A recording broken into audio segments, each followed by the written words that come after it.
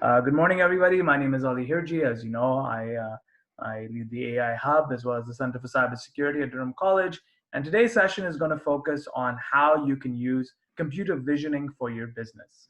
We're going to focus on a couple of elements of what we mean by computer visioning, look at some applied use cases of it, and then go very specifically into a use case in the agricultural sector, which I think will help you a great deal with understanding how you can size and scale this for your operations. Before we begin, I do want to thank the town of Ajax for making sure that these sessions happen on a monthly basis. These are small, concentrated sessions. The idea for us is to get the material out there, and you can reach out to us at a later date to talk to us a little bit more about how you can work with us. From our last session on how do you fund an AI project, we had two companies come forward, two of which are now translating into projects with us. So thank you, Ajax, for making this happen.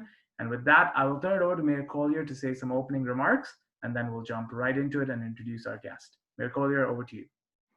All right, thanks, Ali. Good morning, and good morning, Sougata, as well, and everyone attending today's session. Thank you, and welcome to today's AI for Ajax. We're excited to once again partner with our friends at Durham College and the AI Hub to offer this third and final planned session for the AI for Ajax series for 2020. Ajax recently became the first municipality in Durham to formally announce a COVID-19 business recovery and growth plan. That plan's titled 2020 Focus, and Ajax Council endorsed plan highlights the Ajax Council, plan highlights 20 ways the town will support local businesses as they recover from the effects of mandated COVID-19 shutdowns. One of the plan's key highlights is to expand on the town's already robust innovation programming. And since the launch of the 2020 Focus Plan just a few short weeks ago, Ajax has already hosted the Cyber Exchange 2.0 Summit, which just finished last week, a 5-day cybersecurity conference that saw representation from cybersecurity companies and experts from all over the world. For the fall, economic development and our partners are working on the delivery of new technology sessions such as coding for kids, how to gamify your business, and a reinvented Up Next Ajax curriculum with stronger focus on technologies that support doing business online. And today, of course, Ali is going to talk about computer visioning, one of the most impactful aspects of AI, and how you can utilize it to revolutionize your business. So thank you once again for having me. Thank you for everybody for attending, and I'll now turn it over to our guest speakers for the session. Fantastic. Thank you, Mayor Collier. And Sougata, with your permission, we'll get started. So many of you have heard me say this a lot of times, that artificial intelligence is quite literally the new electricity, right? And it is not a question of whether it's going to touch the sector that you're working in. It's just a matter of when it's going to touch that sector and how you're going to realize it. Many of you would have heard of the term facial recognition, more so than you probably have heard of computer visioning. And put very simply, what this means is that attached to a piece of hardware can be a software using a camera that can detect images, whether moving, whether static, that are around it. However, it's not as simple as that. When we say facial recognition, it's not just about object detection. It's about character recognition. It's about validation of those characters. It's about drawing the scale and the sizes around those images. It's around also taking different shots at different times to make comparisons of images. Facial recognition, when thought of just as the ability of a computer to detect that a glass is a glass, is a misnomer. You have to think of facial recognition or computer visioning in general as the ability for a computer to see just the way you and I see. When you look at something from one angle, you see it in one particular way. When you see it from another, you see it from another way, and you get different understandings of what you mean by that particular image or that particular shot. You can look at it from an angle where you look at color, from another angle you look at size. Now imagine doing that consistently in a matter of milliseconds and drawing some conclusions from that. As with any piece of technology, specifically AI, if you're going to infuse intelligence into it, there are other issues that come out, like bias. For example, you've heard me talk a lot about this, that in 2015, when Google got into the world of image detection and object detection, they had to apologize for one of their applications that was tagging non-white individuals as a certain kind of animal. There's bias that comes into this. There's training models that have to come into this. And there's some very, very specific skill sets that you need in order to understand how computer visioning works. I know a lot of folks ask me about, well, are there open source applications that you can just write an API into and that will do the trick for you? It's not that simple. Now, and I'll close with this. You've often seen me talk at length about the qualities of AI, but I don't just talk about AI. I talk about responsible use of AI.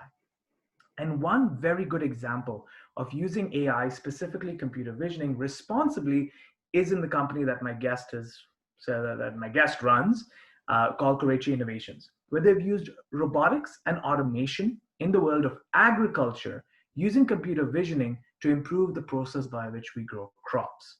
With that, I'll turn it over to Sougata to introduce himself.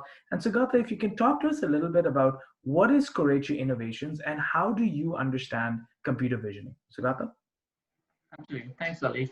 So, Korechi Innovations was founded in 2016, and our motive is basically to bring robotics and automation in the field of agriculture, specifically in the field of agriculture, which requires more hands-on approach, basically vineyards, orchards, where you need a lot more manual labor to do different things.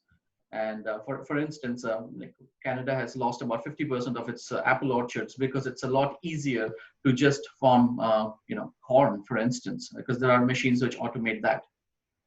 So with Korechi, our main line of product is or our flagship robot is called Romeo, ends with an IO. Clever use of the play with the words there. And Romeo is essentially a mini driverless tractor to which you can attach different implements. Such as a mower. Orchards do require a lot of mowing. People don't realize that. Or a fertilizer spreader, where we can apply the fertilizer exactly where needed and not that we are feeding the grass. This is an example. Yeah. And now we have also started using cameras where we actually count grapes in a vineyard. So the cameras look on either side of the vines as we go along, and then look at grapes. Riesling, which is very commonly grown in the area, are actually one of the harder problems to solve because the grapes are green, which blend in with the leaves, and the wine quality grapes essentially are usually smaller.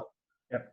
So that was a more difficult problem to solve, and that's where we approached AI Hub under you, and we were given a good introduction to machine learning, how to create our own algorithms. We started off with something as simple as how to detect a dandelion in grass. Dandelions are relatively easy, and that's why we chose that as a starting point because they typically are yellow in color, at least when they mature, and white when they mature into seeds. But that was a very good starting point. And then once we dived deeper into detecting grapes, then we had to use some trickery to basically get use of what we needed. Yeah, absolutely. So, Sougata, that's a very good overview of what it is that you do and how you work with AI. Now, for the sake of our audience, the whole purpose is we want to help them understand how you get started with computer visioning. Now, the first aspect of computer visioning is to obviously understand what we mean by computer visioning. And as I said earlier on, right, there is object detection, there's character recognition, there's validation. It's basically the same way you and I take in an image or anything that's moving visually. But can you talk to me a little bit about how does it work with hardware and software? You have certain cameras that you use, and into those cameras, you have some software. Can you break it down for us? If, let's say, there is a company out there that says, I want to detect, for example, this is a very high level example, but let's say somebody says, I've got cameras at the front of my store. I want to detect if somebody's wearing a mask and they're wearing it properly or not. How would they get started? They've got the camera, they want to put in the facial, the computer visioning piece. What do they need to do? First steps. Sougata. Sure. When it comes to machine learning algorithms, using images for training or even running an algorithm that has been trained on images are essentially the most bandwidth and computationally intensive applications. So as with any machine learning algorithm, you need lots of data. You need to have lots of images of people of different race, different gender, different sizes, and in different state of mood, different lighting conditions, and so forth, so on and so forth. And then you need to tell that this is a mask that has been worn properly, just as an example, and this is a person without a mask. Yeah. And basically train the system on that. And you basically at the end of it, the algorithm might be, you can train the algorithm to spit out data. Okay, or go or no go. Essentially, is this person wearing a mask properly, or in some cases, multiple people wearing masks properly or not? And then you can take decisions accordingly. Yeah. Yeah. So essentially, what happens there, Sugata, is that you've got the computer, the camera, whatever quality camera it is, it has certain specs. The key is obviously before you even start thinking about the software that you're going to layer on that uses computer visioning, and we'll talk a little bit about how you create these softwares, how you train it on the data models, but how do you make that decision on what's the right camera? If we take the example of the fields that you're working in, can you talk to us a little bit about the costs associated with it, how you decided which is the right camera, and what are the things you need to be looking for in the right hardware specifications before you go down the route of computer visioning? Yeah, sure. So camera wasn't our biggest challenge, especially in a dynamic environment like where we are in. We needed a camera that can that has stabilization built in, so we don't have to work extra hard to stabilize each of those images. But in most cases, many of these algorithms, even if you have a very high definition image, it will downscale it to a size that it can process easily. Yeah. In most cases, you also do not need a color camera. A black and white camera does just fine. And then when it comes to the interfaces you use it with, the USB seems to be the most commonly used protocol, but you have a limitation on how much data you get. You're basically the megapixel limit and how fast you get them.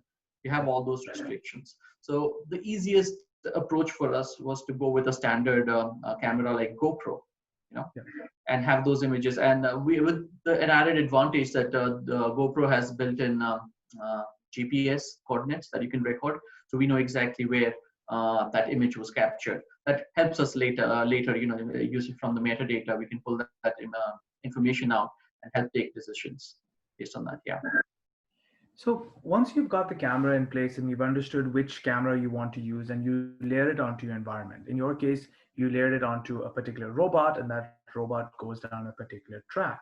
You then decided that, all right, within this camera now, we've got to either through the firmware or through connecting this camera to a cloud environment, we now have to develop a software. Can you talk to us a little bit in the very basics of it? How do you go about developing a software through which you can start then running your computer visioning models? We'll talk about the models and how you train the models a little later. But if you're a small business and you want to get started, camera in place, now it's either firmware or it's a software that we have to run. Talk to us a little bit about that process and the decisions that you have to make along the lines. Sure. So we use Linux, as an environment and as a computing environment. And over there, we basically go ahead and use Python because Python is one of the most flexible languages out there. And there are lots of open source libraries that are available, which is a good place to get started on. There are thousands of libraries are available out there. And then especially when it comes to object detection, that's where we start using YOLO framework. So you only look once, cleverly named again. And there you basically start running this. And it's, again, as I said, it's computationally very intensive. So many of these applications, especially when you have to detect a cluster of grapes, and there may be like 50 clusters in an image, we basically do this mostly in post-processing. But if it is something like apples, which are actually easier to detect because they usually stand out. If it's Granny Smith, which is green and it blends with the leaves, it's harder. But if it's Macintosh, for example, which is easier to detect, and there aren't as many apples on a tree as you have great berries on a vine. Yeah. So these are less computationally intensive, and then you can basically run it in situ. Yeah. But again, it comes to what kind of a computation, computing hardware you have and how fast can you run this, Yep. what kind of a delay you have. And then if you have to run this in C2, you're also going for object tracking. So as the video goes, you're running, say, at 30 frames per second, you are processing, you only need the one frame to actually do the detection, and maybe 29 frames after that is basically repeating the same work. So again, there you have to optimize as to which frames you record so that you just don't double count or whatever, count 29 times the same apple as an example. I think it's really important for our audience to understand, and this is why I went back to just think about how you and I process an image when you see it. This isn't about stopping somewhere and taking one image and then processing it and thinking about it and then processing the next one. There are images and frames that are happening consistently. Every second, every millisecond, you're seeing something new, and you have to capture each element of it. And this is what makes the complexities come in, because there are certain things that you may miss, there are certain things you may willfully ignore. You have to know what you're looking for when you are training these models. Now, Sugata, you went down the path of saying, you know what, you already manufacture these robots, and you work with companies in Ajax to do quite a bit of the manufacturing. You've put together your robots. The purpose of the robot is to sort of be the stage upon which you layer your camera, and the robots follow a particular path in the field. The camera is layered on top of that. I want to talk a little bit of the connectivity part second, but I want to go into the part of you decided that you would write your own software for the computer visioning piece. As you mentioned, there are some open, like NumPy as a very good example of different open source libraries that you can use in order to write this. Why did you go down the path of creating your own software rather than using any other software that you could have bought from any third party vendor and integrated it into your model?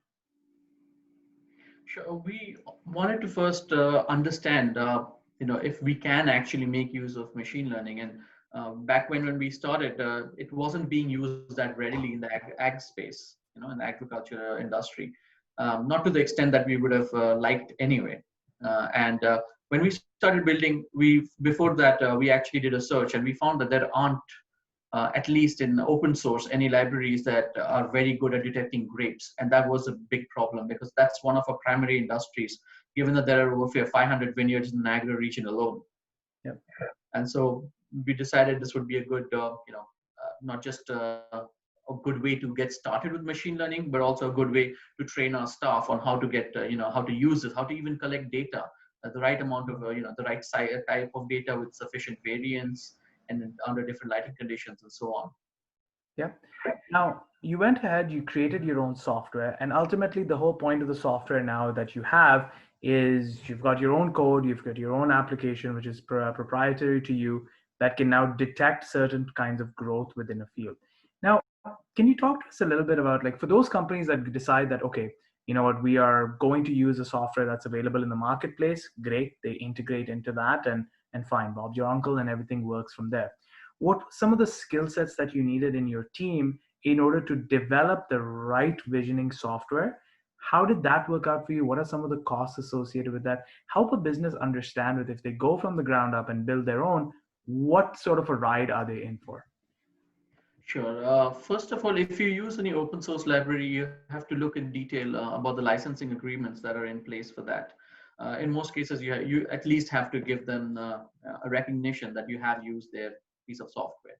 Otherwise, at least in this part of the world, we are fortunate that there is a good number of people who are skilled in developing machine learning algorithms, even integrating them. In most cases, we need somebody who have good skills with Python, the programming language, and they can basically use their magic to integrate the whole thing and run it. There are many limitations that you have to run on Word. And even when things work on one computer, the moment we move to a more powerful computer, thinking that things should be easier now, and we're thrown with all these obstacles. And in every case, there is no silver bullet. You will have to mitigate those, those obstructions and work around it in each case. Yeah, absolutely. And I think the other thing that you have to look into is that there are a lot of open source code, but there are also a lot of communities that you can join where people are sharing things. But I guess, Sugata, the key thing is for anybody that's looking to get into this space of how can we use computer visioning is it is a very specialized skill set within the world of artificial intelligence. There are folks that focus on manipulation of data itself and orchestrating data in different ways. But computer visioning is a very different way of not just working with data, but collecting data to begin with. And these require very specialized skill sets that come at a price, whether you're buying the software directly or you're building your team internally in order to do this. Now, Sugata, you mentioned something about fine, you've got the camera in place, you've got the software in place that is able to now take different, and in very simple terms, it's able to go through a particular area, take different frames, which refers to different shots, and analyze what's in those shots. Now, today, you and I know that it's not very difficult for me to write a little bit of code, use a little bit of Python, plug into a Google open source API, and have the ability for my camera to tell me, hey, that's a car, or hey, that's a tree. That's all possible. There are libraries that do that. You then went and trained your model on different data sets. Does that mean that you went out and took every possible picture of a grape, every possible picture of the kind of weeds that may grow in a field. What did you do in order to get the right data to train your model for detection? Sure. So again, we had to be very specific and very specific to the environment as well. So our main target was, let's start off with Riesling. It's a grape, green color grape, which is relatively hard to detect. And with this, we basically took images from different angles and from different parts of the field at different times of the day. We also used artificial lightning at night. It's scary going around those farms which are not lit at night, and with foxes howling away. Basically take these images under even different lighting conditions. So, for example, we use under red, green, blue, yellow, and white light, just so that we have enough data points. And even then, when we see that sometimes when we train the algorithms with this new batch of data, it actually reduces its confidence level that it is a grape. It's like when you try to reteach a known algorithm on what is a grape, it actually deteriorates. And then there's a lot of optimization that's required for this. So yeah, keep collecting image, but also be specific on which kind of grapes you send. And each image has to be labeled for object detection with a bounding box.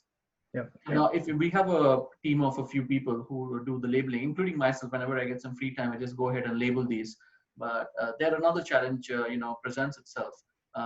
What I consider a grape berry or cluster or berry may not be the same as another team member. Yeah.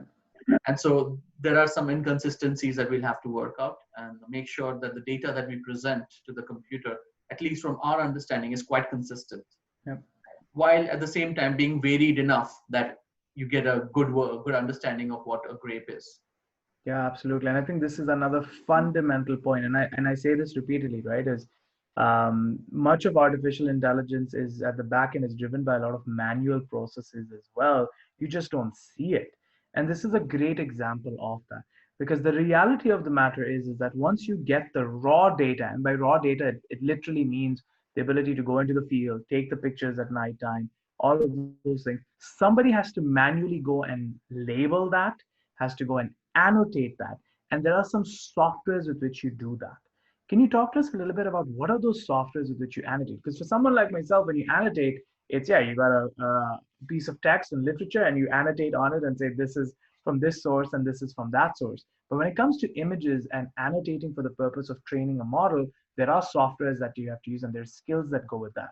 Can you give us an example of some of the softwares that you use for annotating images? Well, that was the part of the project, the most important part of the project with Durham College's AI Hub.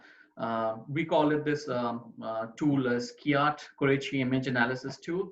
And you built it from scratch for us, basically, not just for bounding boxes, which we did in the first phase, but in the second phase, we went ahead and also give polygons. So it's not just a square or a rectangle. We can also create any irregular shape and tell that that object is exactly there. Because when it comes to a grape, it's usually, it can come in all kinds of shapes.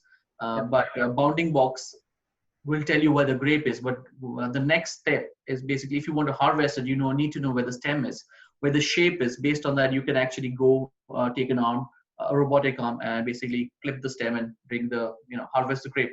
For that, you need to know a lot more detail than just the bounding box. So Kiat is one of the tools, but there are lots of other open source tools out there that my team uses from time to time to understand how to keep improving our products.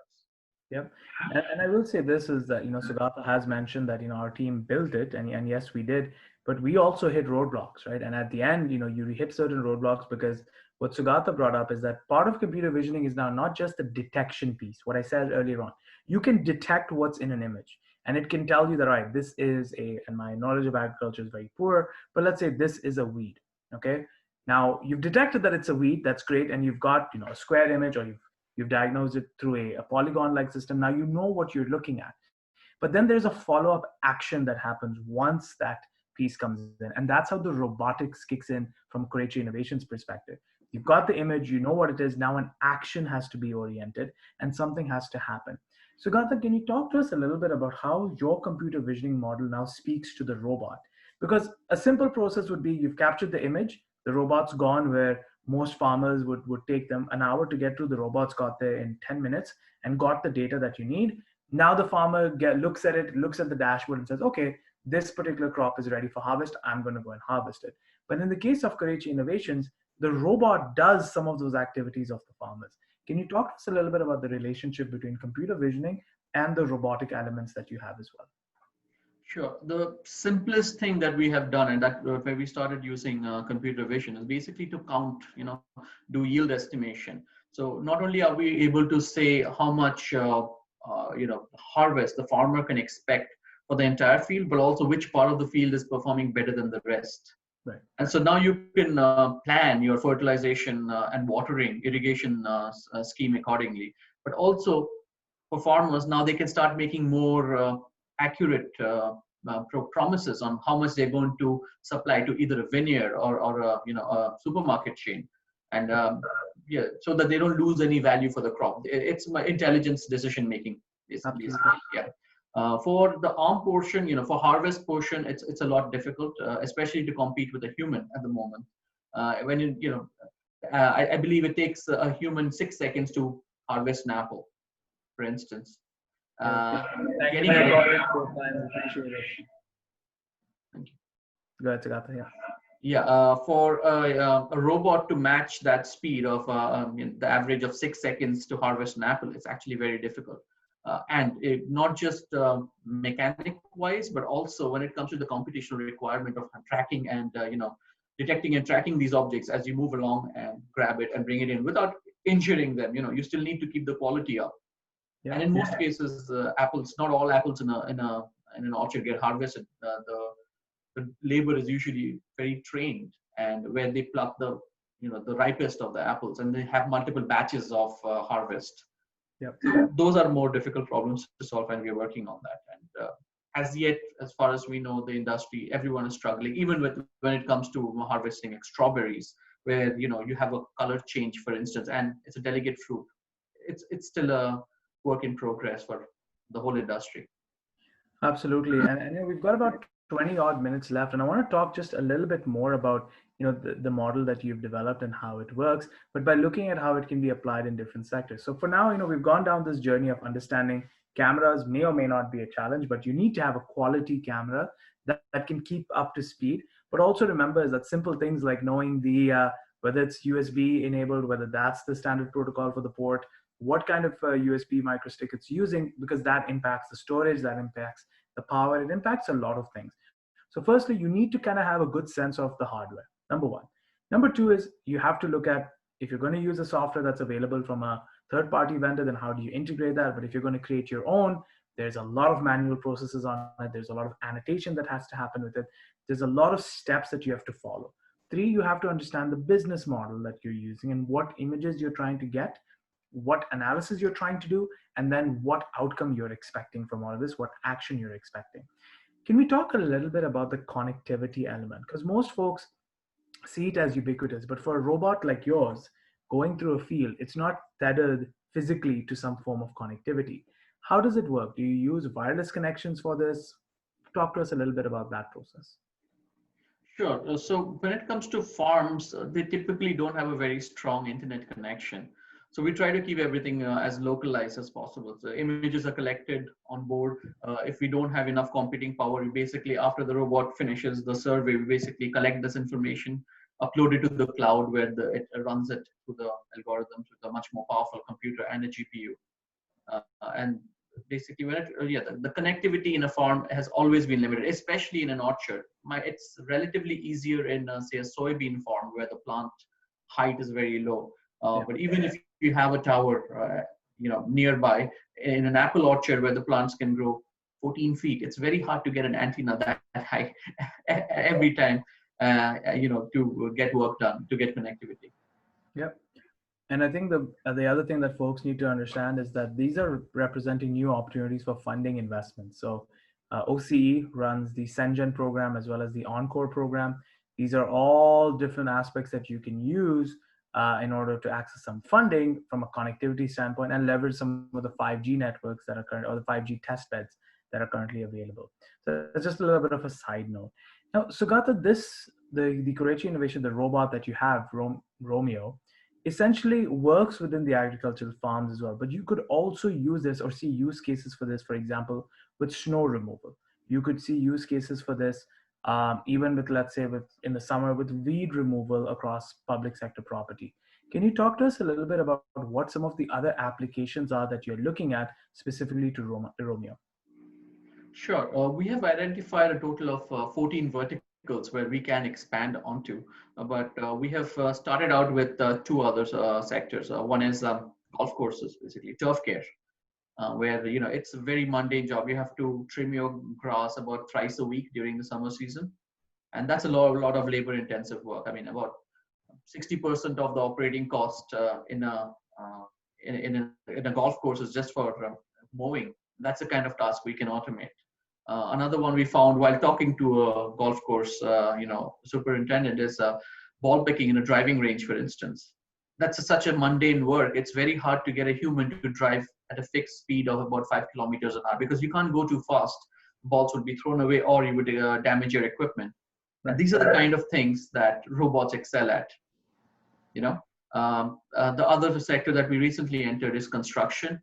We don't call the robot as a Romeo, we call it a seeker. It's a very new industry for us, and essentially to collect the data and give you a situational awareness of how well the construction site is doing. So if you have a large project like an airport, for instance, where a contractor has, somebody has been given a contract, but they have to respect the obligations when it comes to the time of completion. And they typically go to an insurance agent or an insurance company to ensure that the project will be completed on time, else they'll have to pay fines. Now the insurance company will want to make sure that the project is on schedule. So how do they remotely do that? That's where Seeker comes in. It takes images where our partner basically stitches them together and gives you a remote walkthrough of the area, and then you can keep tabs and compare walkthroughs and say, okay, a week ago this wasn't done and now it's done, so is it on schedule? We can start putting those things together. And I think it's also important that our audience realizes this, is that again, it's using the same principles as with the agriculture field, right? Again, with that area where Seeker, like the airport example, you still need to get pictures of what a completed site looks like versus what it's not. And then you also have to train it to understand this is a comparison between two images. This was last week, this is this week. What's missing, what's changed, and be able to attribute what those changes are. So there's a lot of training that happens with the model here, which goes back to the data sets that you have access to. Now, Sougata, you mentioned that with you guys, you went out and you picked up all of these data sets. You went and took pictures from different angles in different farms, whatever have you. Can you talk to us a little bit about the places like Data World, where you can buy data sets that are out there? Can you talk to us a little bit about what that process is like? What are some of the pros, but also what are some of the cons? Because it's there that a lot of bias and how a lot of these data sets are written to represent one view versus the other come to the fore. Talk to us a little bit about that, please. Sure. So we didn't actually end up buying any data sets so far, but I do understand the problem with bias. And there are thousands of images. It's impossible to have somebody from your staff look at those thousands of images and say, oh, this thing is missing, or this overrepresentation of this trait in a data set. It's very difficult to do that. But typically, at least when it comes to our application in the farming, so we go out and take as many images as we can, supplemented with a few open source data sets that we find online, always respecting the license agreements, and basically try to put together data sets. And this it's a constant stream of updates and making improvements to your data set. It's not like you release a data set and that's it. No more improvements can be made. You have to also see how consistent it is. And every time you go, like if we were to jump to black grapes, for example, or blue grapes as they call it, then we'll have to update our data set to understand, so that it has all the capability to identify those grapes under different lighting conditions as well. Yep. And I think one of the key things about understanding this is that the beauties of using all of these data sets and doing these comparisons is that sometimes you make an analysis that previously wouldn't be possible, right?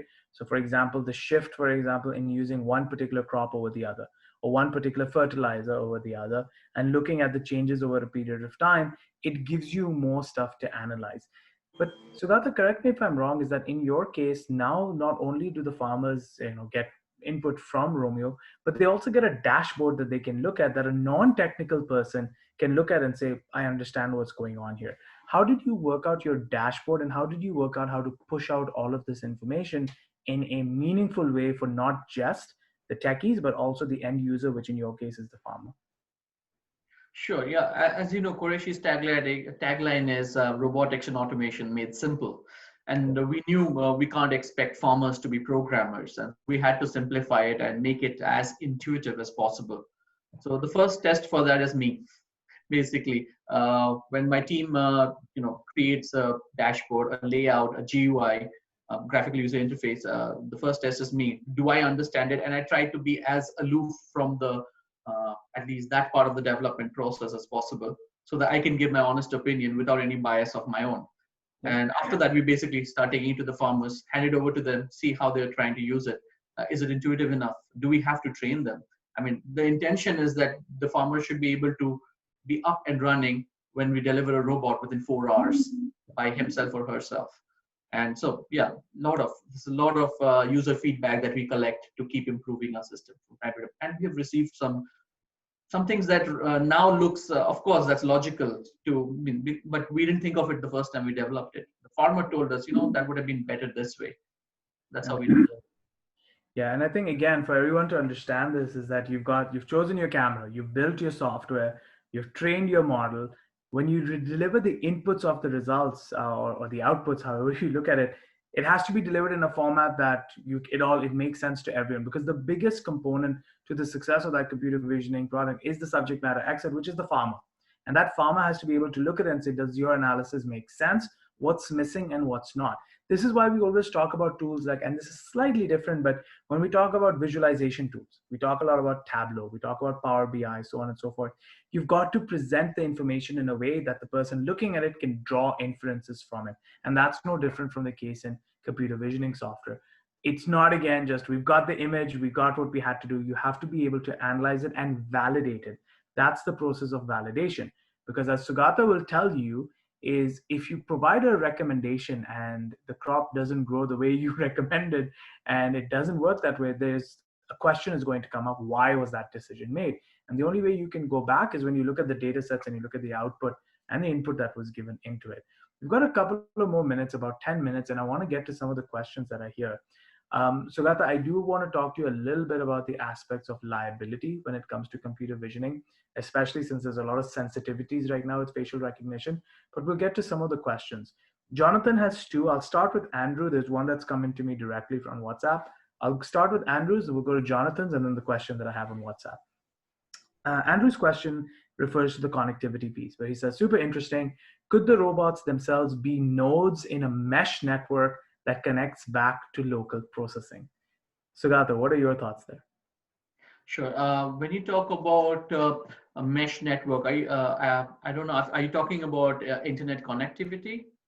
Yeah, I'm pretty sure this is referring to internet connectivity. Oh, in that case, yeah, there are companies who have used multiple smaller robots, and each of them can basically act as a repeater to convey the internet, and they can convey the connectivity to the other robots, and they can work as a hive, as they call it. Yeah. So I think for those of you who are sort of new to this concept, it's kind of like creating your own virtual network between the robots, and then each of the robots talking to one another, sharing that information from different locations, and that feeding into a central, let's say you have a central data center right smack dab on the front road just next to the farm, and that's where the central data center is. That's where the core of the computing is. So yes, that is possible. A good example of this is back in 2015. I know that in Iqaluit, for example, the whole community, and obviously the internet connections have changed there now, but they never had fiber dropped off into the community. Everything was satellite based. There was no ground based network. So what they did create mesh networks between buildings that allowed different buildings to share data with one another, to talk to one another using those nodes, and then whatever needed to then be repeated onto the satellite networks, everything was combined within the mesh and then pushed off to the satellite network. So definitely a concept that has been used in Canada quite a bit, and something that could be used in the farming world. Is it desirable? I don't know necessarily if it would be desirable and how much the impact would be. It would be cool technologically, but I don't know how much of an impact or how much of a change that would have, especially since the data sets don't have to be analyzed instantaneously. It can take a couple of minutes before it gets there and decisions can be made. It's not life and death millisecond decisions that have to be made here. In the event that you are in a disaster zone and the Romeo was there and it had to determine whether one particular pillar had to be moved before the building collapses, then probably a different environment. But in the farming world, I don't necessarily know if a mesh network would be desirable. It's a great question, though, Andrew, and I'd love to talk to you. And me and Kusugata would love to talk to you if you see an application with OCE or Encore or Sengen. Happy to see where we could adapt that. The next questions is from Jonathan, which I think is he's got two. One is technical and the other is more operational. I'll start with the operational strategic question that he has. And that is, do farmers not want to keep their success a secret from competitors? Which really talks to how are you using the intelligence that you're gathering from an individual farm and how are you using that to inform other farmers? Sougata? Sure. So with Romeo and the yield estimation project that we've just completed, uh, we are not telling the farmers, we're just giving data to the farmers and they decide whether they want, how they want to use it. But yeah, in this case, there is no data breach because we don't retain that data. The data stays with the farmer, Yep. and they own it. So, and nowadays it's becoming more and more important for farmers to assert that no, we want to own the data. And we're like, okay, not a problem, you can own it. We'll just use the learnings that we get and use that to grow as we need to. Absolutely. And I guess this points to the fact that the farmers now are getting proficient in understanding cloud architecture, knowing what we mean by storing in the cloud, knowing what we mean by hybrid environments, and literally a lot of farms, if I'm not mistaken, Sougata, are now in this conversation of running their own dedicated servers or shared hosting servers, and are in conversations with the host gators of the world, etc. So the world of farming is changing significantly in that regard. Yes, especially for Sougata, the early adopters. Yeah. yeah, absolutely. Now, Sugata, the same and in the same line, Jonathan asked his first question, which is, how do you, and I'll read it verbatim, and then I think I'll rephrase it just a little, and that is, how do you adapt the workaround code with clients that use off-the-shelf software like Azure and AWS? I don't know if this is specific to the farming example, but I guess this is referring to the fact that Google, as an example, has a lot of libraries that you can use. How do you compare what you have as custom code versus what Google has? Because the generic thought process is, all knowing is Google, right? And the omnipotent in the world of the internet is Google. They have all the data sets. How do you compete with someone that, at least hypothetically, has all the data sets? Yeah, so the way we look at ourselves is we are very good at a very, creating the models for a very specific condition. Riesling grapes in Ontario, where we know exactly the farm conditions and we have collected this data. So when we compare our models with what is out there, ours stand out quite a bit in terms of, detecting efficiency, detecting, accuracy and so on. But I think when it comes to using going back to the question, it depends. Like if it is navigation based, then we try to restrict because the navigation has been, the software has been coded and lots of optimization has been done after rigorous testing. At least 60% of our time we're just testing, not coding. And so we try to block access to that. But when it comes to the things like yield estimation, which is not consequential, where the robot would actually go and hit a tree, or a person, in that case, there's no problem. So AWS, it's a lot easier to integrate with Google and AWS. Azure we haven't done so as yet, nor have we tried. But yeah, there are opportunities where you can integrate these things. Yeah, and I think for our audience, not to sort of speak down to anyone, but if you haven't gotten into the technicalities of this, AWS, Amazon Web Services, or Azure, which comes from Microsoft, are these cloud hosting environments in which you can run your applications. They also provide you certain tools that you can use, right? Which you can use not just for storing your application, but to run some of your models. AWS, for example, has a stack of different AI algorithms that you can use and applications that you can use. The same with Azure. So when you hear, optimize your AI product using Azure, it's talking about hosted in the Azure cloud, but then get access to some of the tools that they have within the Azure environment. all of these different corporations, these conglomerates are building different tools that you can use. The same can be said about IBM as well. You can access some of the tools that they have. You've all heard about Watson when it comes to your chatbots and voice enabled activation. These are all different libraries and tools that you can use, in some cases open source, in some cases for a fee, in some cases they give it to you on credit, and they give you certain Google credits or Amazon credits. So you really have to understand the architecture and how these companies work and what they provide you with. At the end of the day, as with Kiat, for example, it's, I wouldn't call it spaghetti code, but it's a mix of different elements of code that come together. And you're the master of your kitchen, right? You know what recipes you've used. It's your secret sauce. That's what you retain for yourself, which is why I am very, very strong on this aspect of understanding your IP when it comes to AI. This is a wonderful example of knowing what your IP is. IP isn't those images that he's taken or those pictures of the grapes. It's that code that he's using to analyze it. And you have to understand that and know that very, very clearly before you simply hand off your code to anyone. Now we've got another 5 minutes, and Sugata, I'll go to another question that's come to me directly. I'll rephrase it just a little bit. And this is this aspect of knowing the liabilities and responsibilities when it comes to computer visioning, facial recognition being one. Now, everybody talks about the aspect of facial recognition rendering bias, facial recognition rendering wrong responses that result in wrong actions, and can often have very deviant results and impacts on society. What are some of the recommendations you would give if a company is going down the path of, now in the COVID times, everybody trying to maintain distance, but still trying to exchange products, so on and so forth? What are some tips and guidelines you would give any company going into this aspect of computer visioning, especially with regards to customer engagement?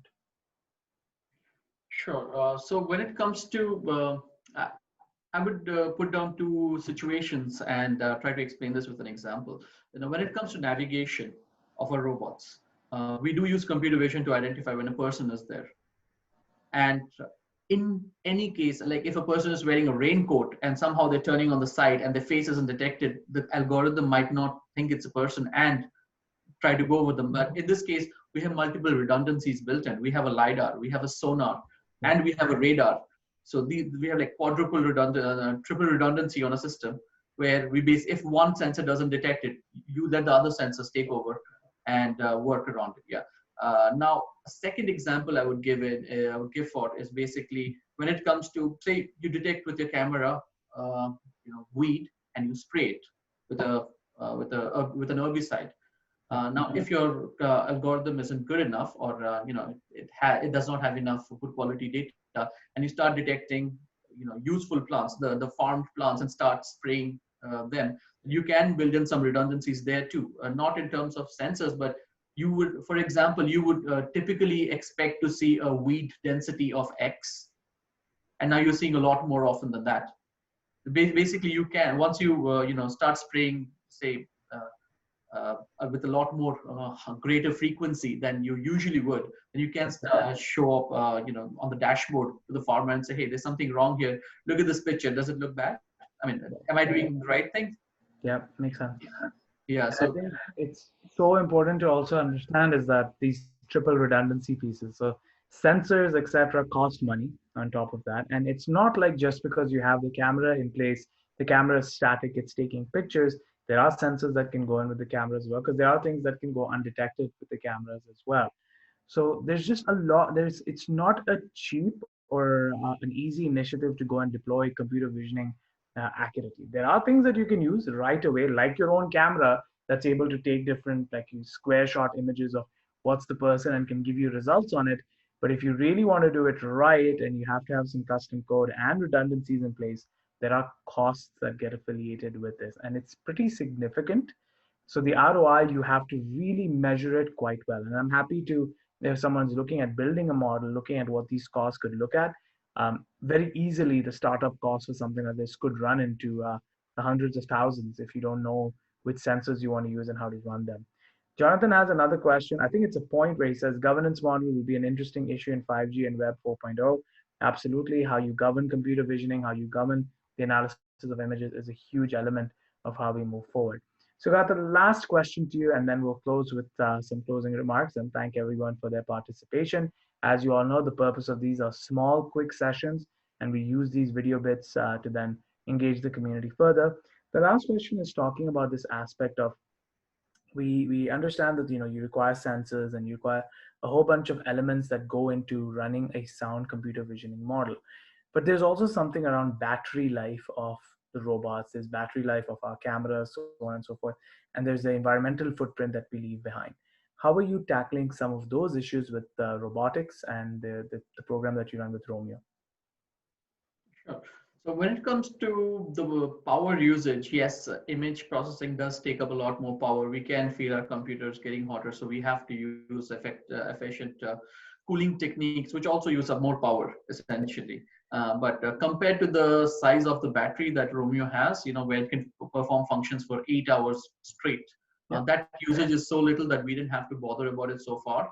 But if it is something as simple as using a cell phone to detect your face, I can understand that power consumption suddenly spikes, that's yeah. and your expected runtime for the day on your phone starts reducing. And yeah, there would be you essentially engage the sensors and the machine learning algorithms only when you need them. That's the best way to other than optimization. That's the best way to conserve power. Yeah, absolutely. And I think just in conclusion is that the science of this is so artistic, is that sometimes you talk about like do you have any background apps running, so on and so forth. It's pretty much the same thing even in this case, but you have to ask those questions and optimize in accordance to that. So it goes back to the basics, and that is having your user requirements docs very well outlined, something that Sugata can talk to you in great detail. And then once you build from there, you're then able to understand what the optimizations could be. We're running out of time, but what I wanted to do is just close with some concluding remarks by firstly thanking Sugata for everything and for being open with us and sharing. I really like the fact that you've also looked at use cases where this particular Romeo can now be applied, for example, in the golf courses in Ajax, or for that matter, can now even be applied to run deliveries in a touchless format, have it dropped off, scan the image, scan the person taking the delivery, and then walking away. What I will caution everyone is that there's no shortage right now of robotics that are out there that can do certain things that are human like. The end goal is to look at what is the processing environment, what are the kind of tools that they're using, the technologies that they're using, and how much of analysis and annotation has gone into that database, into that data set that is being used. The more and more you begin to humanize these technologies and understand the human elements behind it, the more you're able to make better decisions around it. We've watered down the whole aspect of computer visioning into an hour. It's a vast field of study. People study this for 4 years, 5 years before they build anything. But I really hope that you've got at least a little bit of an understanding of what do we mean by the libraries that are out there. What do we mean by programming in Python for that matter? What do we mean by annotations? Example of Kiat being another one example. We hope this has given you a good foundation from which to begin your journey. And of course, at any point of time, you can reach out to me at the AI Hub. We don't say that we get it right all the time, but we get close to it. And at least we can take you down a path of some responsible development when it comes to computer visioning. It is a very nascent field for us as well. We are about 2 years old, and I want to thank Sougata for trusting our team. We got as far as we could, and he then took it forward from there. And I appreciate, as a member of the Durham region, how supportive he is of everything that we do at the college. Sougata, I'll turn it over to you for some closing remarks. First of all, thank you for having me. It's great to share with the community, especially because we're based in the Durham region. We try to stay as local as possible. And AI, as you said, yes, when you're comparing whether you're getting a return on investment, you have to take everything into account. I mean, it's so hard to find trained workers to even come and go into farming these days. So we resort to importing labor, and especially in times of COVID, it's so hard to get even them to come in and then go into the quarantine, and there's a whole expense that you have to look into it. And yeah, in order to stay competitive, there is this is the right way, but it will take time. I mean, we don't want to overpromise and go into AI winter again. There is a gradual step which we need to follow and eventually get to a place where we are all comfortable adopting this technology. And I really like the fact that you brought up the AI winter piece, because that's quite simply the statement that we have this blind belief in everything that AI can do until you hit a point where you realize you don't have enough data. You really can't infer anything else. And what's next from there?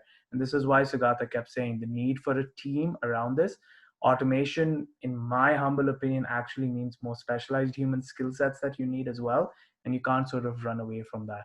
Often when people ask us about, hey, Will this mean that I can now reduce my human workforce? I basically caution against that, where I say you're going to need to augment it differently. And this is a very good example of that. AI without the appropriate training for your team, without the appropriate understanding, literally will cause you more problems than you were trying to solve. And I've seen umpteen cases of this where a company has jumped into it that we want AI very, very shiny, but they don't quite know where they're going to go with this. You put in 20, 30, $40,000 in many cases, and they end up with more problems than what they had before.